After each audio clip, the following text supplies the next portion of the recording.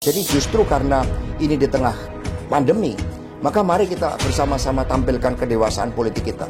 Jangan mudah kita diadu domba hanya karena kepentingan segelintir elit kekuasaan yang tidak sabar untuk menunggu 2024.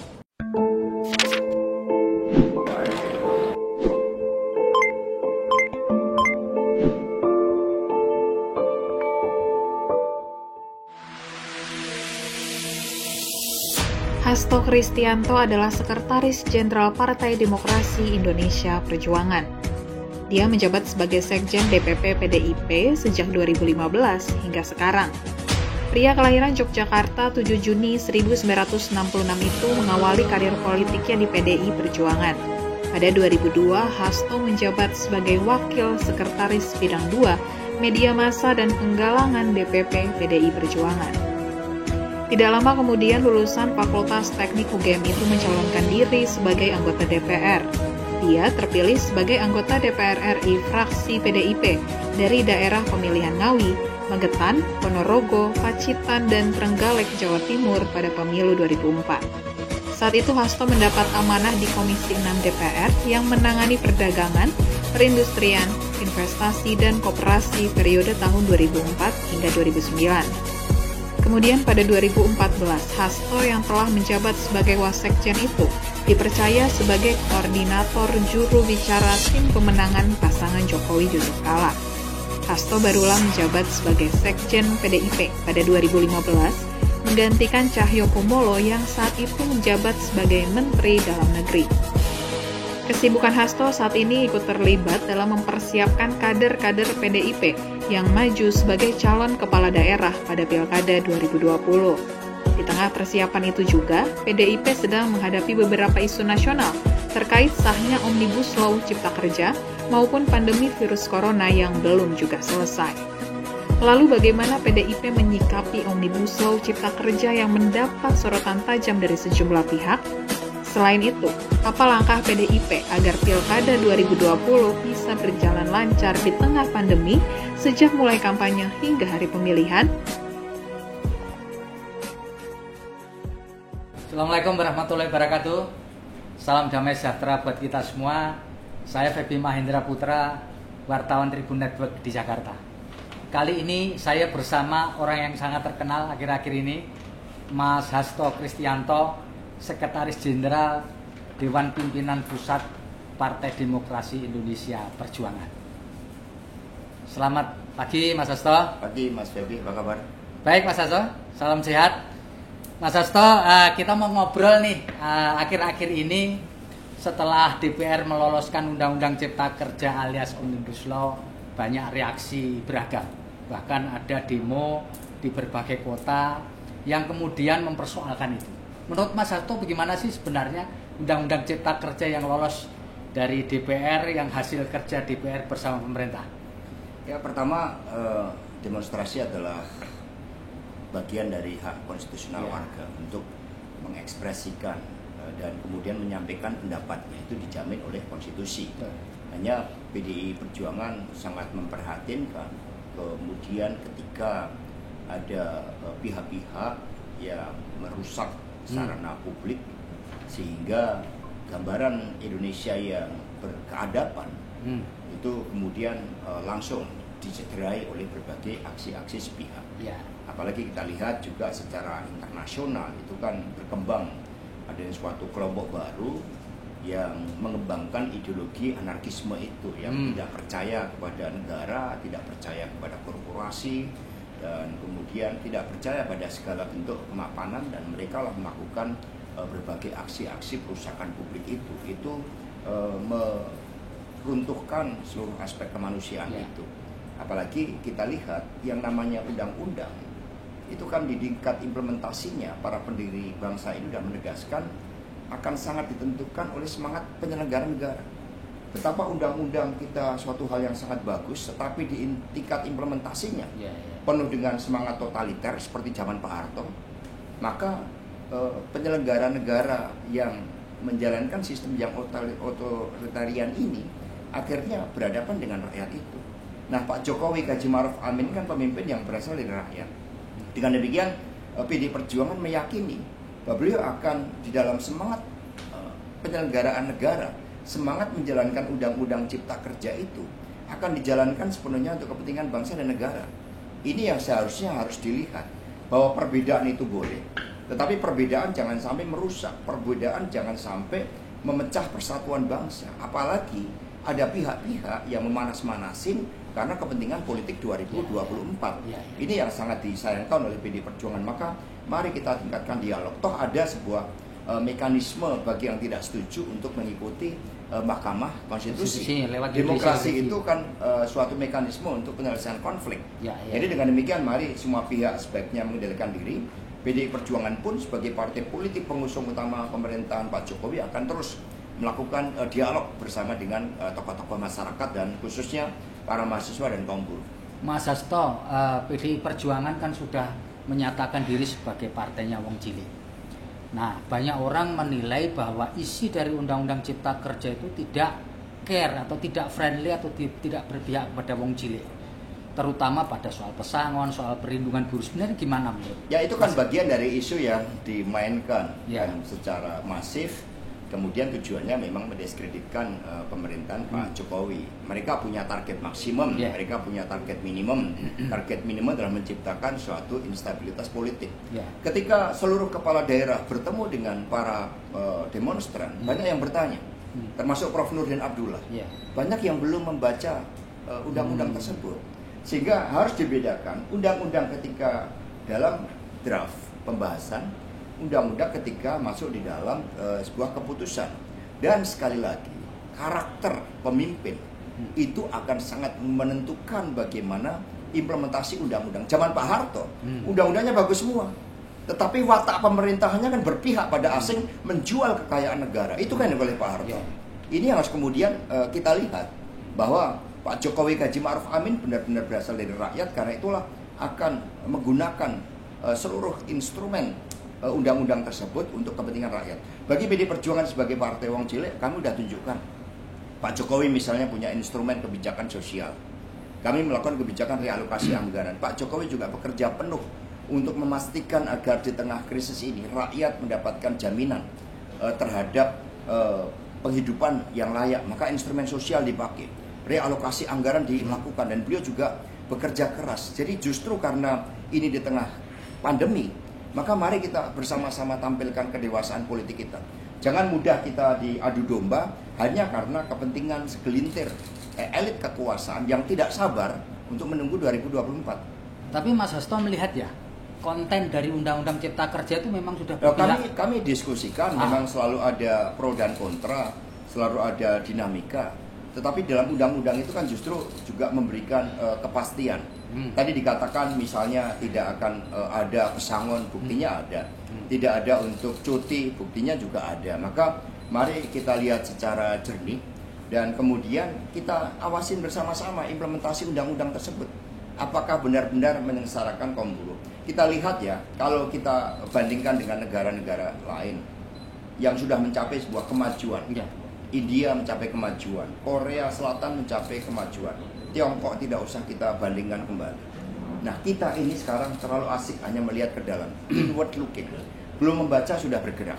Maka kami menggunakan seluruh tanggung jawab politik kami untuk datang bersama rakyat, memberikan penerangan kepada rakyat, seluruh instrumen partai bergerak, karena kita harus membangun sebuah keyakinan bersama bahwa yang namanya undang-undang itu bertujuan baik. Dan disitulah semangat negara-negara kami harapkan Pak Jokowi Haji Ma'ruf Amin yang kita yakini akan betul-betul membawa arah bangsa ini untuk kehidupan yang lebih baik, khususnya pada sektor yang menyangkut perekonomian rakyat. Mas Hasto, ini terlanjur banyak orang membuli PDI Perjuangan sebagai partai yang mendorong goalnya Undang-Undang Cipta. Gimana ini cara meyakinkan masyarakat? Kan PDI harus meyakinkan masyarakat bahwa ya, kalau kita diserang, difitnah, itu kan sudah biasa bagi PDI Perjuangan. Dan inilah praktek demokrasi liberal di mana faktor etika, fatsun politik itu sering dilanggar. Undang-undang ini kan muncul dari gagasan dari seluruh jajaran kementerian di bidang perekonomian.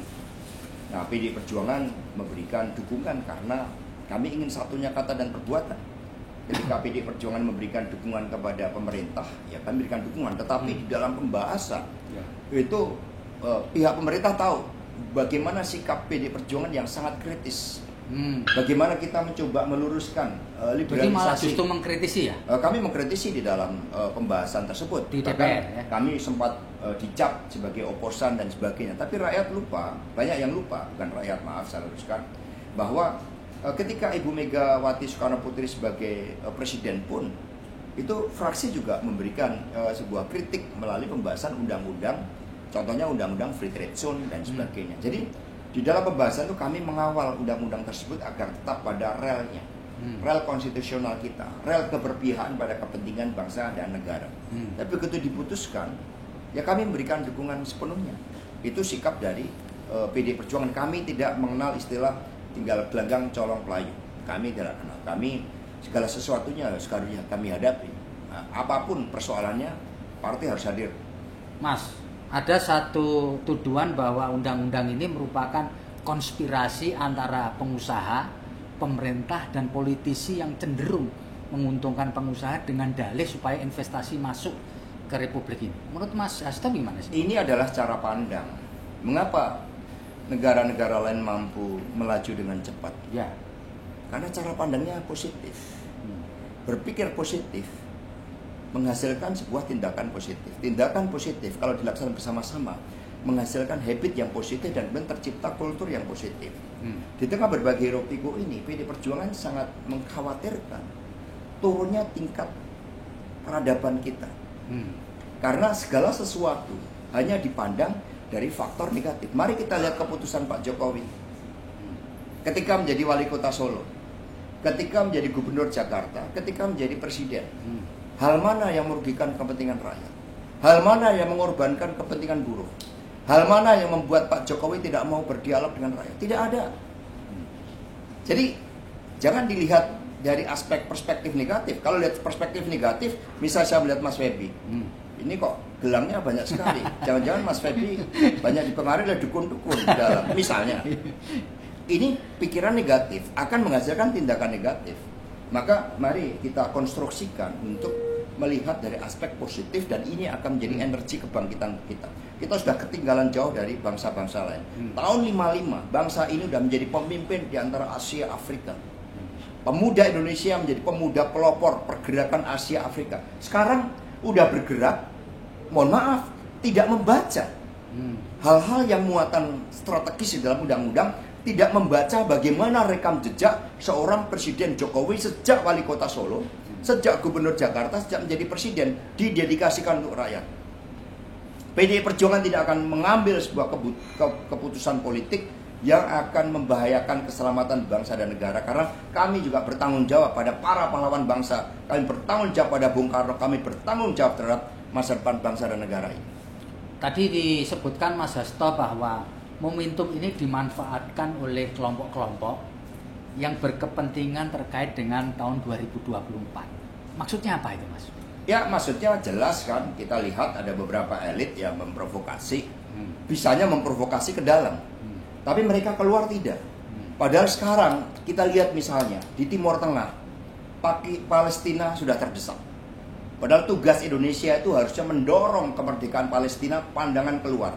Sekarang sudah terjadi perubahan geopolitik di Timur Tengah. Kalau ada Bung Karno, Palestina sudah merdeka. 3 negara Islam, Maroko, Aljazair, Tunisia merdeka karena kepemimpinan Indonesia, karena Bung Karno. Maka Bung Karno mendapatkan gelar sebagai pahlawan pembebas dan kemerdekaan bangsa-bangsa Islam. Kita sekarang mundur ke dalam. Yang dilawan saudara-saudara sebangsa lagi. Tidak sabar untuk ikutin pemilu. Mekanisme kita adalah bangunlah kekuatan rakyat. Bentuklah partai politik kalau Anda tidak cocok dengan partai yang ada. Dan kemudian berkontestasi secara sehat. Jangan tunggangi mereka-mereka kemudian apalagi melakukan tindakan anarkis. Ini sikap pengecut. Ini yang tidak boleh terjadi. Kita ini demokrasi Pancasila. Dengan Pancasila kita dihormati sebagai bangsa yang mampu mengelola keanekaragaman. Kita ini bangsa besar. Dari makanannya saja, Mas Febi. Indonesia ini negara dengan kekayaan makanan, varietas makanan dan bumbu-bumbuan terbesar di dunia. Nanti saya tunjukkan ada sebuah buku tentang mustika rasa. Dari makanannya saja kita nggak mungkin dikalahkan negara lain. Tetapi mengapa kita akhirnya terpuruk? Karena kita tidak percaya pada pemimpinnya. Karena kita sedikit-sedikit amuk, sedikit-sedikit merusak fasilitas publik. Itu milik rakyat. Jadi kami sangat heran ketika ada gubernur yang mendiamkan fasilitas publiknya dirusak oleh mereka-mereka yang disebut sebagai kaum anarko itu. Ini harus kita luruskan. Kita adalah bangsa yang berkebudayaan. Ya, Mas Hasto, ini kebetulan momentum ini bersamaan dengan pandemi COVID-19 yang belum kelar. Ya, pemerintah berusaha keras untuk mengatasi ini. Sebenarnya menurut Mas Hasto, apa yang dilakukan pemerintah ini sudah cukup untuk mengatasi pandemi COVID-19 yang kita tidak tahu nih kapan sampai berakhir. Ya, apalagi ini terkait dengan pandemi. Ini terkait dengan wabah di mana dunia dan Indonesia mengalami hal yang sama, sehingga seharusnya kita bangun energi positif agar pemerintah juga bisa berkonsentrasi untuk bersama-sama dengan seluruh jajaran pemerintahan negara mengatasi pandemi ini. Ini suatu hal yang dahsyat yang tidak pernah kita pikirkan sebelumnya. Bagaimana virus ternyata juga sudah menjadi sebuah quote and quote senjata yang mampu memporak-porandakan seluruh peradaban dunia. Karena itulah diperlukan suatu kesabaran, diperlukan suatu keteguhan kita bersama, dan kita biarkan bagaimana kita percayakan pada pemerintah untuk menjalankan seluruh tugas-tugasnya. Kalau kita membandingkan apa dalam pemerintahan Pak Jokowi, jangan bandingkan dengan negara seperti Singapura. Bagaimana dengan Brasil? Bagaimana dengan Amerika Serikat? Bagaimana di Tiongkok berbeda karena sistemnya mereka sentralistik, satu komando di situ, di mana pemerintah berada di bawah partai politik. Di Indonesia kita negara yang sangat demokratis. Kita bandingkan dengan India, tapi bukan tujuannya untuk membandingkan. Tujuan utama adalah bagaimana kita menyelesaikan masalah pandemi ini dengan membangun keyakinan bersama-sama bahwa sebagai bangsa kita bisa mengatasi berbagai tantangan sesulit apapun. Sejarah membuktikan terhadap hal tersebut. Nah, Pak Jokowi melakukan kebijakan berkaitan dengan bagaimana mengeluarkan perpu untuk mendorong kebijakan realokasi anggaran dari pusat sampai daerah. Instrumen fiskal sudah dikeluarkan, instrumen untuk insentif bagaimana bagi penciptaan tenaga kerja, program-program padat karya, instrumen sosial sudah dikeluarkan melalui bantuan sosial, kerjasama, kemudian upaya mengedepankan bagaimana bangsa ini mampu membangun kedaulatan di bidang kesehatan, peningkatan imunitas tubuh. Tetapi sekali lagi kalau pandangan kita sudah negatif terlebih dahulu, hasilnya akan negatif. Justru ini tantangan bagi PD Perjuangan sebagai partai pengusung pemerintah untuk pandemi itu. Pemerintah dan KPU tetap menjalankan rencana untuk pilkada serentak 9 Desember ke depan. Kebetulan kontestasi ini diikuti oleh keluarga presiden, anak menantu, dan juga dari Wapres. Muncul anggapan bahwa pemerintah mendorong tetap ini karena ada keluarganya yang ikut kontestasi di situ. Kebetulan para keluarga itu didukung oleh PDI Perjuangan. Kita ini kan telah sepakat mekanisme kepemimpinan itu secara periodik 5 tahun. Ya. Apalagi di tengah pandemi. Ya. Di tengah pandemi tidak boleh menghadapi suatu krisis kemudian dengan ketidakpastian baru. Gitu. Nah, pemerintahan daerah ini akan berakhir pada bulan Februari 2021. Kita sudah mengalami penundaan 1 kali. Ya. Pada saat itu. Ya. Dan kemudian kita juga belum tahu kapan pandemi ini akan berakhir. Nah, ketika di tengah persoalan pandemi, apalagi sudah masuk kepada persoalan perekonomian rakyat, ada ketidakpastian di kalangan pemerintahan. Nggak boleh terjadi ya? Ini akan sangat berbahaya, menciptakan ketidakpastian politik baru. Sebagai partai politik pengusung pemerintah, otomatis misalnya kami senang dong, karena nanti begitu kosong diisi oleh orang-orang pemerintah. Tetapi yang kami jaga adalah demokrasi dari rakyat ini. Justru di tengah pandemi ini akan lahir seorang pemimpin yang muncul kesadaran terhadap krisis. Akan lahir seorang pemimpin yang berani mengedepankan tanggung jawabnya bagi rakyat. Nah, ini yang kemudian harus dilakukan, bukan kok karena di sana jadi ada untuk menimbulkan kepastian ya. Menimbulkan kepastian politik. Ya. Dan justru dalam situasi seperti ini bagaimana rakyat yang berdaulat tersebut bisa menggunakan haknya bahwa apa yang akan mereka pilih itu sangat menentukan masa depannya. Mereka salah memilih pemimpin, mereka akan ikut serta bertanggung jawab bahwa persoalan pandemi ini nanti bisa tidak dikelola dengan baik karena pemimpinnya salah. Maka dalam situasi seperti ini kami berkampanye, ini momentum bagi rakyat untuk melihat mana yang benar-benar punya rekam jejak sejarah yang baik. Dilihat partai politik pengusungnya, partainya ini suka pencitraan enggak? Atau partainya ini justru tetap selalu bersama dengan rakyat di tengah persoalan COVID. Itu yang harus dilihat. Jadi kami mengharapkan dalam situasi di tengah pandemi ini, mengingat kita sudah menunda sekali, kita memberikan kepastian baru bagi rakyat bahwa pada bulan Februari nanti akan muncul pemimpin baru dengan semangat baru yang dipilih oleh rakyat, dan mereka telah memahami persoalan COVID ini. Dengan demikian mereka telah merancang suatu agenda keputusan strategis untuk menyatu dengan rakyat di dalam mengatasi pandemi tersebut. Mas Hasto, kebetulan di tengah hiruk pikuk politik kita ini muncul kelompok yang menyebut dirinya Kesatuan Aksi Menyelamatkan Indonesia alias KAMI, yang di dalam orasinya banyak mengkritik dan menyerang pemerintah. Dalam konteks ini bagaimana pandangan Mas Hasto mengenai munculnya kelompok semacam KAMI ini? Itu ketua DPC kami udah nanggapin. Ya, namanya Wanto Sugito dari Tangerang Selatan ya. Jadi ya cukup ketua DPC kami lah yang nanggapin. Ya. Intinya saat ini diperlukan semangat persatuan, diperlukan energi positif. Ya. Mereka yang di tengah pandemi justru mengobarkan energi negatif, berarti mereka hanya menyelamatkan masa depannya masing-masing.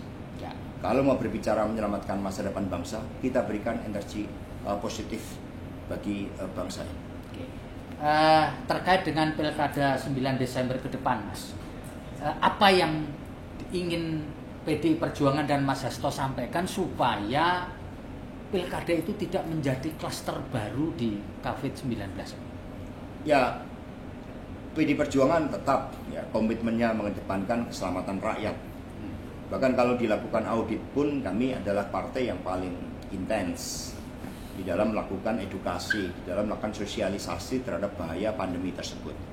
Kami bahkan telah mengeluarkan instruksi sejak tanggal 4 Februari, kemudian kebijakan terkait dengan meningkatkan imunitas tubuh rakyat dengan jamu-jamu tradisional. Saya pribadi, kebiasaan saya setiap hari makan daun sirih merah mentah, minum jus jambu 2 gelas, jahe merah. Oh gitu Mas ya. Alhamdulillah sehat. Mungkin karena ada merah-merahnya itu di situ. Nah, kemudian juga vitamin C. Ya. Sumber vitamin C kita banyak sekali. Daun kelor, belimbing.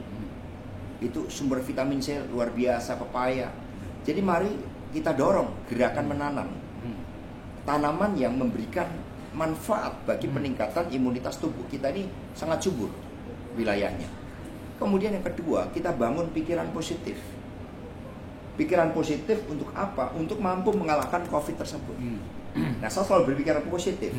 Saya dengan makan daun sirih itu, pikiran saya mengatakan bahwa tubuh saya sehat.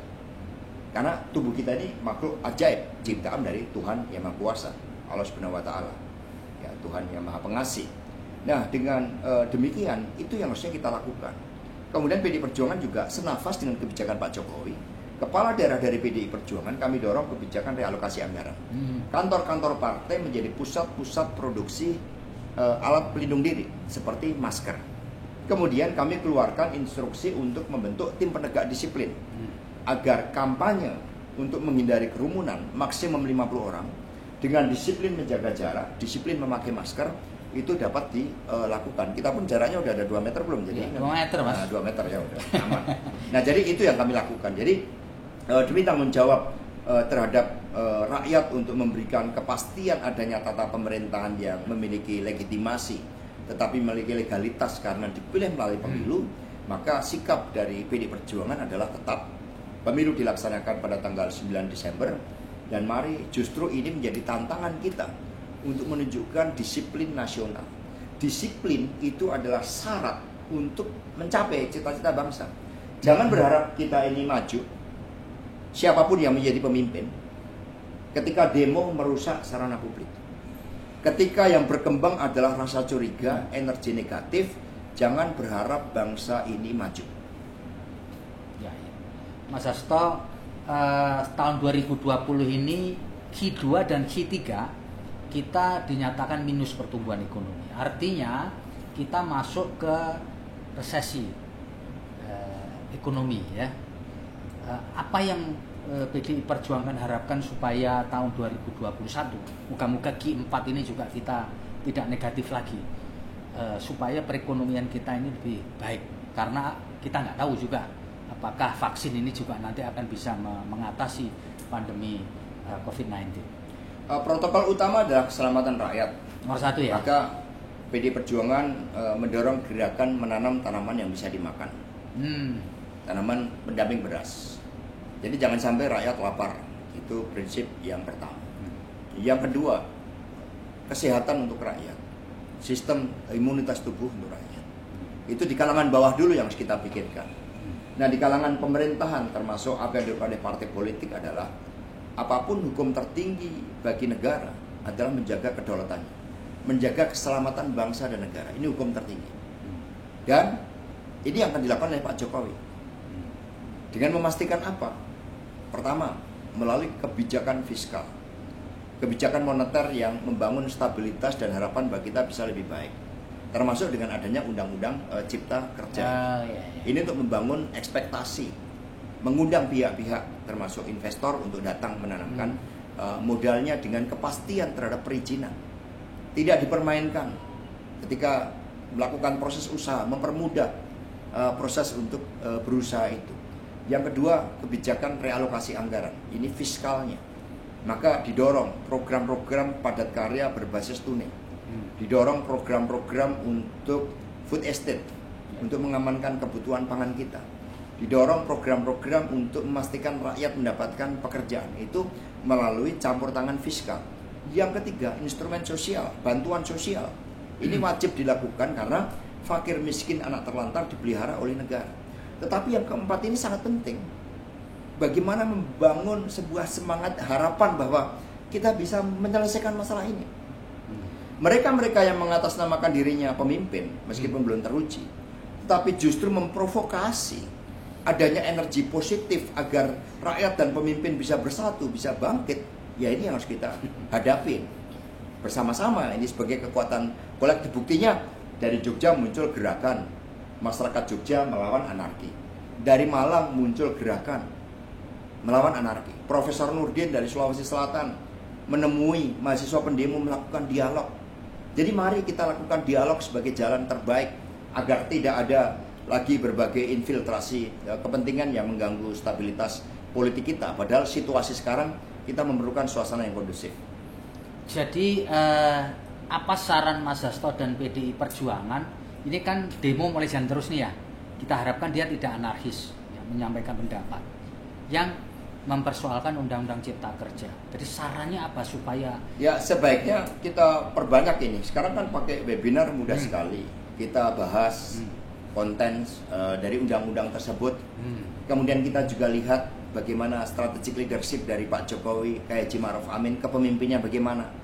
Kepemimpinan beliau itu mana yang merugikan bangsa dan negara. Ini harus kita lihat. Kemudian dialog. Kita dialog. PDI Perjuangan meminta seluruh anggota fraksi turun memberikan penjelasan kepada rakyat. Kemudian silahkan, demonstrasi itu adalah hak diatur dalam konstitusi kita. Tetapi jangan rusak fasilitas-fasilitas publik. Sampaikan dengan baik. Kita malu dong dengan Korea Selatan yang merdekanya lebih belakang dari kita. Mereka ada perang saudara saat itu tahun 50-an. Kenapa kita tidak bisa bercermin dari kedisiplinan bangsa lain? Gitu. Buat apa kita sebagai bangsa yang mengatasnamakan diri berpancasila, di mana ada sila-sila ketuhanan, kemanusiaan, kemudian persatuan atau kebangsaan, musyawarah, keadilan sosial, tapi dalam praktek kita kedepankan amok sosial tersebut. Maka mari PDI Perjuangan juga siap berdialog. Pak Jokowi apalagi beliau siap berdialog. Beliau pemimpin yang mendengarkan, pemimpin yang tidak menyengsarakan rakyat.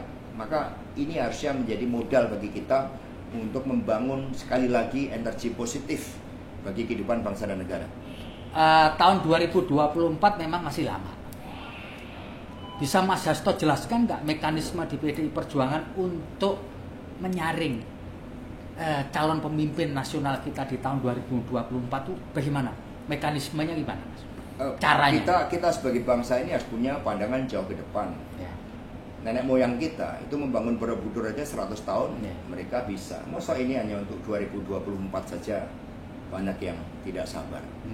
Terkait dengan pemimpin Republik ini, keyakinan spiritualitas PD Perjuangan ada campur tangan dari yang di atas. Sehingga proses kontemplasi dilakukan untuk dalam hal ini Ibu Megawati Soekarno Putri.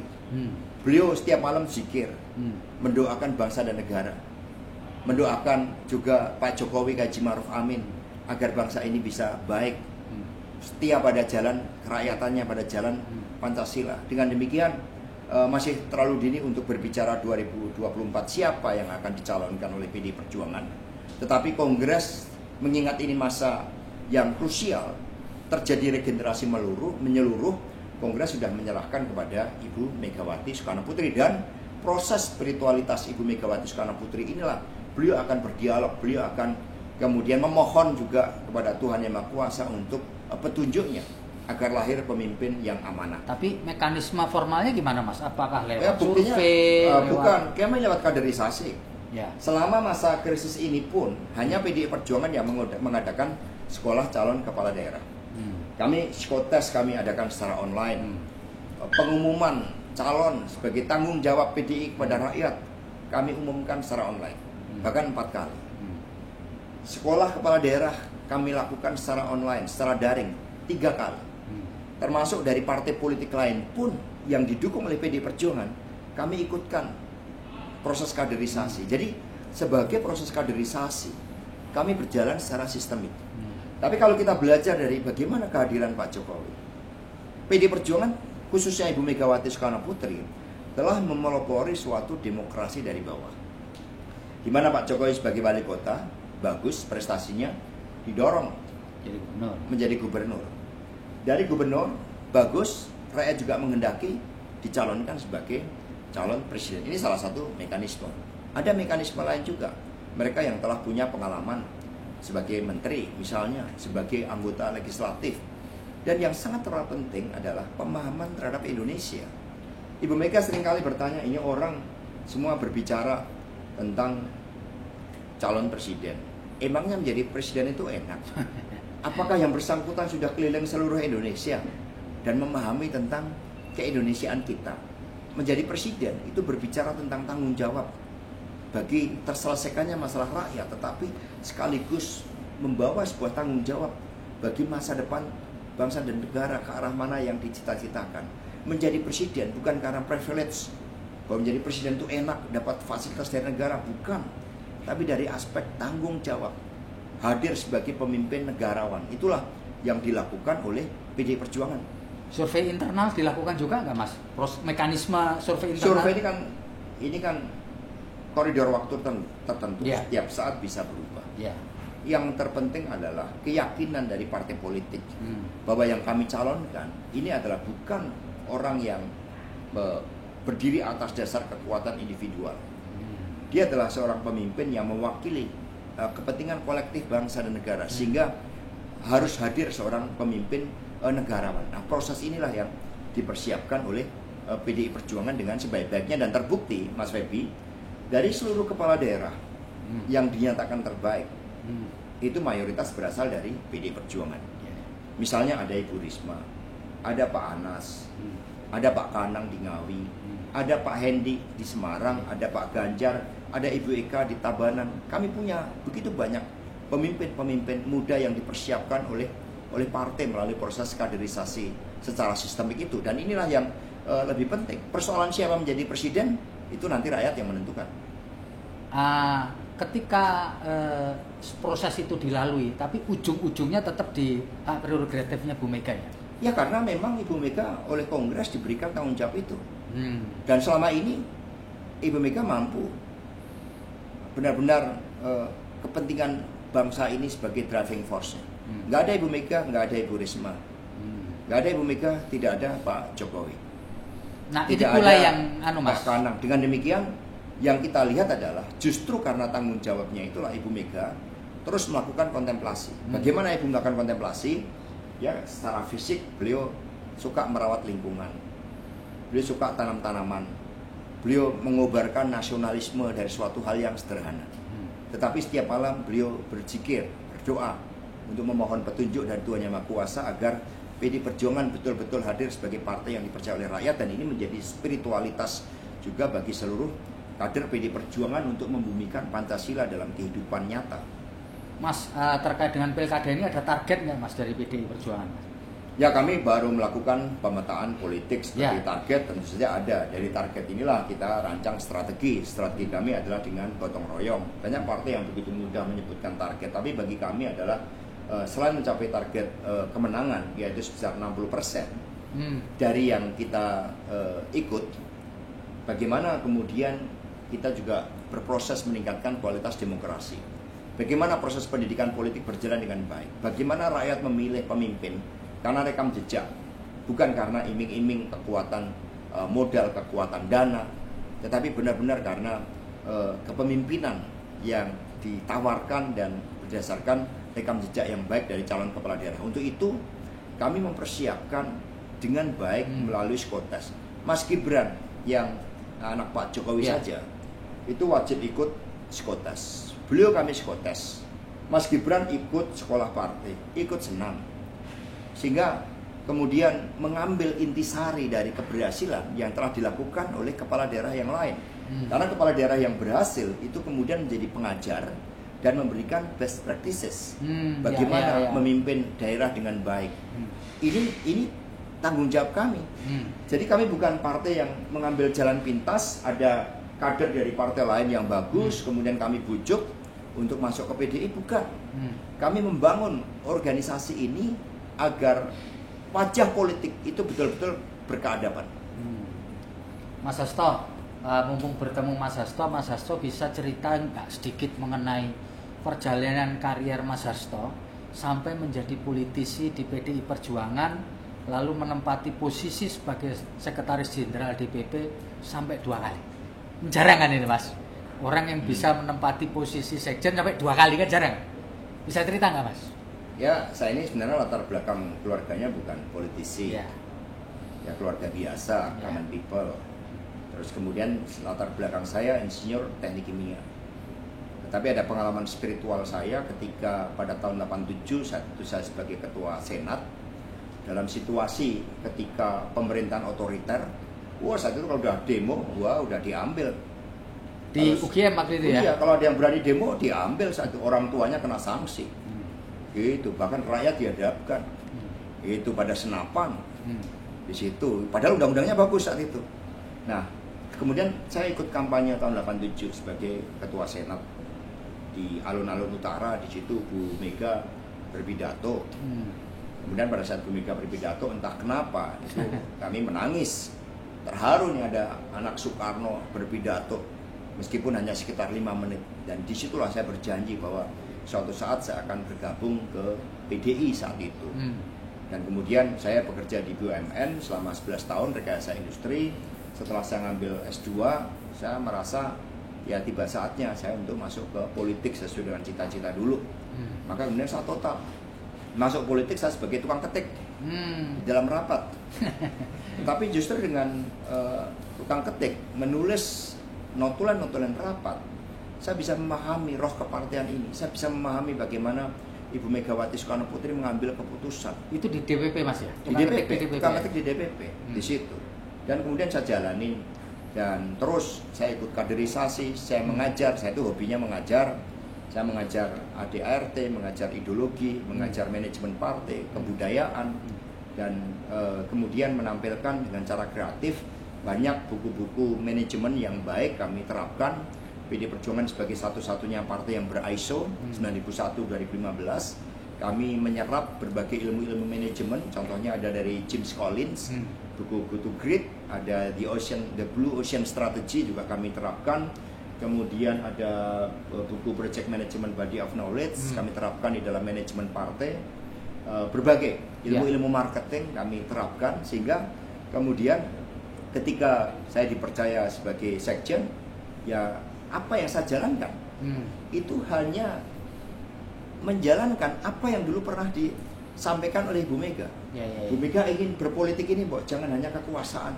Berpolitik ini urusan menanam, berpolitik ini urusan membersihkan sungai, membersihkan got. Maka ini kontradiksi budaya kita. Di satu sisi misalnya demonstrasi kita ingin menampilkan suatu gambaran, tadi misalnya kami ingin menyelamatkan Republik. Tapi di sisi lain, untuk urusan toilet saja, budaya disiplin kita belum benar. Kalau kita ke airport, toilet kita banyak yang masih salah menggunakan toilet. Jadi terjadi gap yang begitu besar. Urusan membuang sampah agar tidak di sungai saja, ini kita belum bisa. Sementara harapannya sudah, padahal ini malah membunuh kita, membunuh masa depan kita. Maka kami diajarkan oleh Bu Mega, berpolitik itu membangun organisasi. Mana ada Bu Mega dikritik dengan cara apapun beliau membalas. Beliau kan diam. Tetapi Bu Mega terus membangun organisasi. Melalui cara apa? Merubah partai sandal jepit menjadi partai yang bisa berdiri tegak karena proses kaderisasi politik. Sehingga kami sekarang boleh bangga sebagai partai yang mampu menghasilkan begitu banyak pemimpin-pemimpin muda di seluruh wilayah Indonesia karena partai hadir dalam watak yang baik, watak membangun peradaban politik. Jadi saya ini hanya menjabarkan gagasan Bu Mega saja. Pusat data partai, berpartai dengan kreatif. Berpartai itu urusan cabai yang ditanam rakyat, urusan sayur mayur. Jadi politik itu begitu membumi. Berpolitik itu urusan kebudayaan. Hanya PDI yang menampilkan ludruk, ketoprak, wayang kulit secara online, kemudian jaipongan secara online, wayang golek, berbagai kebudayaan Nusantara yang luar biasa. Karena kami diajarkan oleh Bu Mega, kita adalah bangsa besar. Kita bangsa dengan tradisi kebudayaan. Jangan rusak sesuatu hal yang hebat ini kemudian dengan amuk di internal kita sendiri. Jadi akhirnya saya lebih memilih itu untuk membangun partai, apalagi sebagai sekjen itu perlu konsentrasi. Maka ketika Pak Jokowi pada tahun 2014 menanyakan ke saya untuk urusan menteri masuk kemana, ya saya lebih memilih untuk membangun organisasi partai.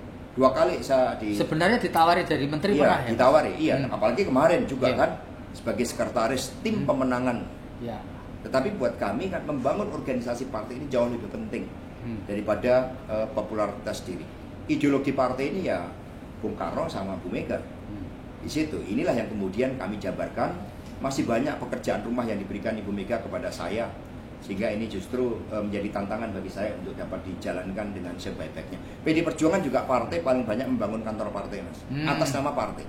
Tidak boleh diperjualbelikan. Sekarang Aceh kami sedang bangun 4 kantor partai. Di Jogja sebentar lagi akan diresmikan pusat kebudayaan dan sekaligus sebagai kantor partai, di mana dalam kantor partai itu orang bisa belajar menari, bisa belajar bermeditasi, bisa merasakan bagaimana hakikat hidup itu menjaga keseimbangan antara manusia dengan penciptanya, manusia dengan sesamanya, dan manusia dengan seluruh alam raya. Jadi berpolitik itu juga membangun spiritualitas kehidupan. Mas, satu lagi nih terakhir pertanyaan. Apa yang paling berkesan bagi Mas Hasto ketika menjadi politisi di PDI Perjuangan? Sepanjang jadi politisi yang paling dahsyat apa, Mas? Ya ketika kami mengajar di sekolah partai, kemudian kan saya diajari oleh Bu Mega, kalau kami mengajar lihat matanya. Gitu ya. Ketika mereka ada sinar yang lebih terang, berarti mereka terbangun sebuah energi. Karena bangsa ini dibangun dengan energi positif. Soekarno menggelorakan bagaimana semangat persatuan itu, semangat kebangsaan itu. Dan itu dibangun dengan jatuh bangun, dengan masuk penjara, dengan dibuang.